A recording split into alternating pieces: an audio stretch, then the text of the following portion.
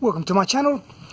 What I've decided to do today, I suppose in continuation of fuck-around-itis, I suppose, is to start pulling apart the spare motor, the blown motor, more out of curiosity than anything else. I've already taken the head bolts off.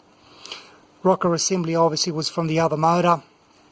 Injectors, glow plugs, which were from the other motor. But looking at piston number 1 and the area associated with that, including the push rods, you're not going to probably be able to see it, but there was certainly a lot of force put through when the engine let go. These two here are definitely bent, so it's going to be interesting to see what the condition of the head is. So I've basically pulled everything out that was attached to the head, as I did when I pulled the good motor apart.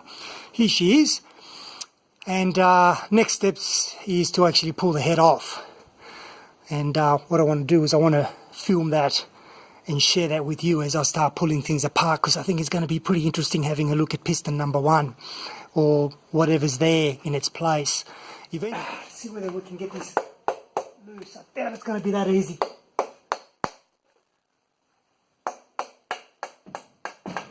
Well, never know your luck. Okay.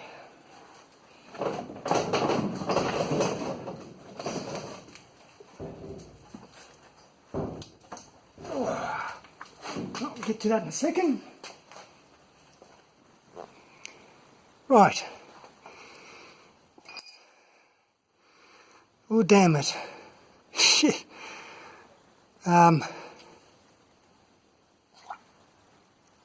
Coolant, which is not surprising really.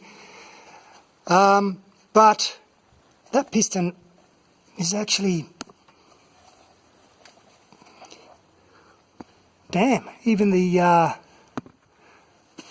me put a bit of light on.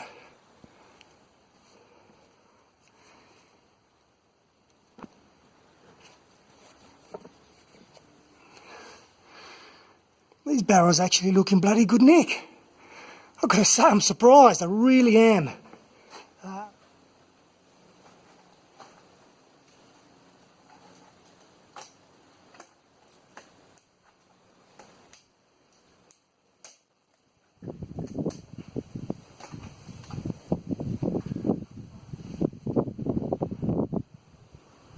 Gasket looks pretty good between all cylinders. You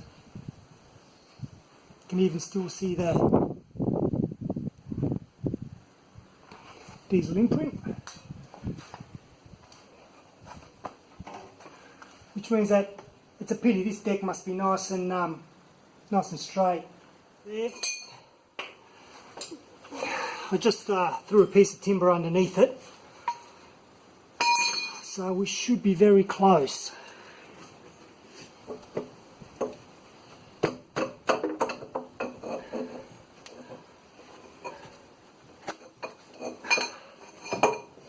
Not quite.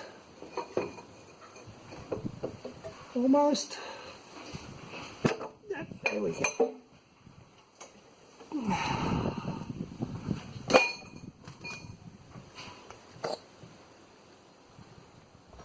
The bore still actually looks in remarkably good condition. Now it's hard to see, but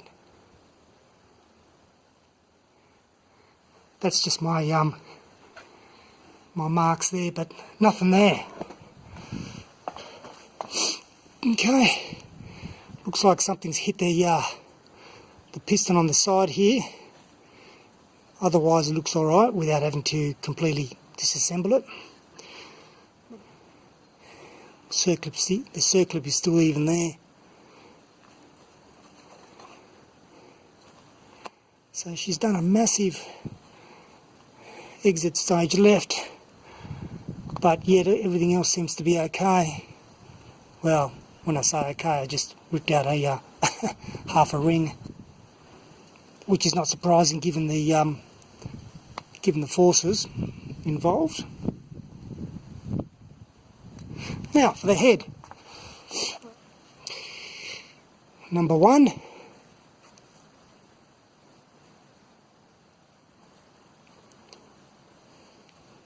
This head's actually quite good. All the hot spots are perfect. Not even raised.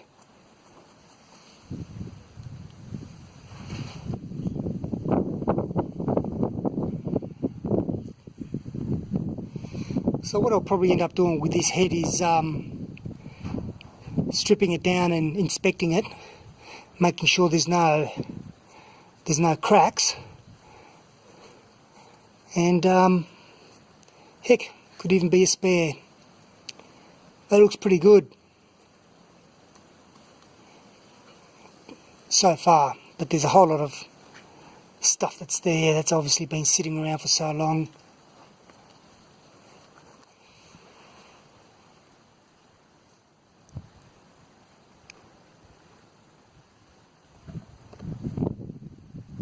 Well, that looks a bit manky in there. That's where the all that coolant is.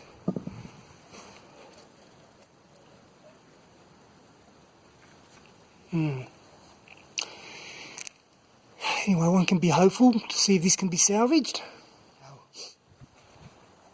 Oh, it doesn't feel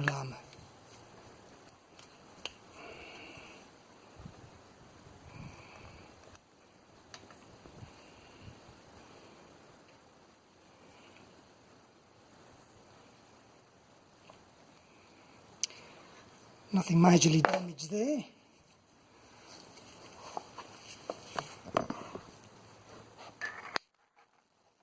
Whoa! Now that is where, wow.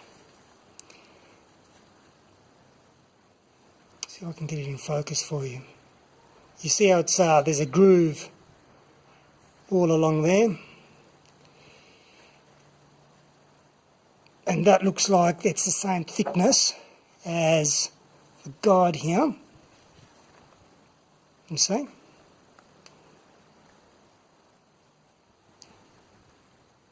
Looks like that cam is also shot there. So I just put it back in for the meantime. And so what I'll be doing here is eventually seeing what's serviceable. Like I've already shown in a previous video, some of these valves here, valve tappets, you can see they're very, very scored. So some of them will be junk. I'll see if I can salvage the head, whether or not there's anything substantially wrong with that. And things like, obviously, the intake, there's no moving parts there, that should be okay. Injectors, I'll test. And, yeah, even the head bolts. These head bolts, I've since found out that these are the non-stretch type. Like the later model Discovery 300 TDIs are a stretch type bolt, can't be reused, but these ones can be. So if I dress them up, clean them up, and they look good, well, I've got a spare set that I can use as well. Alright. Anyway. Alright, I'll leave the video at that, and as always, thanks for watching.